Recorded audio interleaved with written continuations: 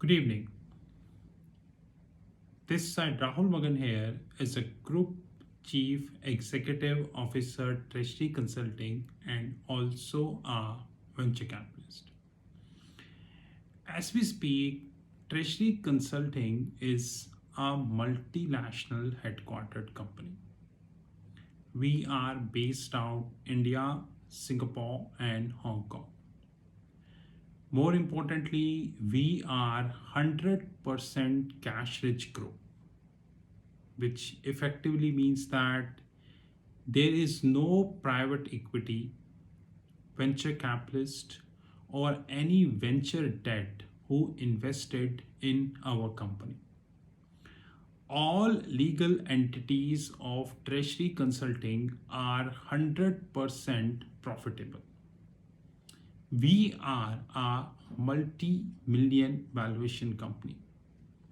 Unlike Paytm, Ola, Uber, Swiggy, Zomato, Lenskart, who claims to be a unicorn. We are not a unicorn. But having said that, we are 100% profitable. We are a hedge fund, a multinational hedge fund, proprietary, which means no third party can invest in our fund. Today, I am deliberating another important topic, and this would be divided into two parts. So, treat this as part one, which is external commercial borrowing. I repeat, external commercial borrowing. So, guys, what the hell is external commercial borrowing? Although in my videos I explained this many times, but now the structure of external commercial borrowing has changed. Since the structure has changed, I am deliberating this topic again. So, when we speak about external commercial borrowing, we really need to understand that external commercial borrowing, ECB, means you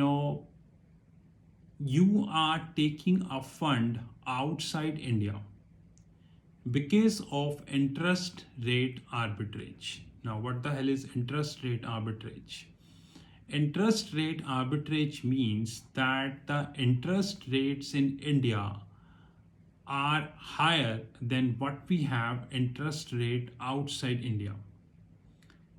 Many people believe that interest rates in India are cheaper as compared to outside India. They are really Einstein, Edison's, and Newton. The reason being interest rate in India are higher.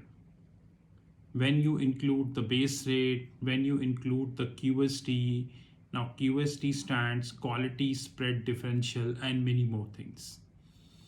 But having said that, there is another important thing which we need to learn. And that is, as the world is moving towards an inflationary economy, which means that thanks to Corona, thanks to the Russia-Ukraine war, and thanks to other geopolitical issues like now China and Taiwan and many, the inflation is surging. Now India, United States, Europe, Egypt, Sri Lanka, Pakistan, politics or no politics, the inflation is rising. And since inflation is rising, the central banks of these countries are forced, I repeat, central banks of these countries are forced but to increase the rate. Now that's a separate thing, that if they are increasing the rates to tame down the inflation, the soft or the hard landing is sure. By soft landing, I mean that you enter into recession in a very diligent way, which economists predict that you can control. By hard landing, it means that all of a sudden that you will not get any time the economy will enter into recession.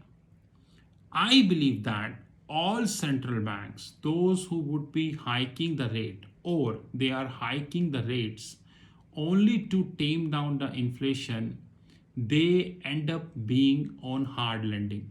Now, whether this is European Central Bank, whether this is Japan, Bank of Japan, now People Bank of China is not doing, probably others. So this is the right time when we can take ECB. By ECB, I means external commercial borrowing. God forbid if the Russia-Ukraine war would continue or the world will see another geopolitical issue, then the inflation would skyrocket. And once the inflation would skyrocket, then the interest rate worldwide simply moves up. External commercial borrowing is of two types. Number one, it holds a leg called POS. By POS, I mean principal only swap. Another is COS. By COS, I mean coupon only swap. Although I deliberated this topic many times, but let me deliberate a bit. If you wanted to have a detailed understanding of POS, which is principal only swap, you can refer our earlier videos about external commercial borrowings. You would get to know. By principal only swap, I mean you are converting a foreign currency. Either it is an asset or it is a liability. I repeat, either it is an asset or it is a liability into the local currency. So example, Reliance Industries Limited is taking a dollar funding of 4 billion. But there is a problem. Reliance Industries Limited is an Indian company. That's a separate thing, that they have business across and they have huge turnover or they have subsidiaries worldwide. But their principal entity is in India, which means Indian rupee. So practically speaking, they need to convert that foreign currency into the local currency for two reasons. Number one, the funding currency is not matching with the functional currency, which is INR, which will create something known as revaluation. Now, revaluation would be hitting the EPS, which is earning per share. If it is going to hitting the EPS, which means the EPS would swing, just like sometimes up, sometimes down, sometimes up, sometimes down, depend upon the foreign currency volatility. As we speak, in 2022, foreign currency volatility is here to stay. You check any bank, all top banks are saying the same thing, that foreign currency volatility is here to stay. So Reliance is having an option.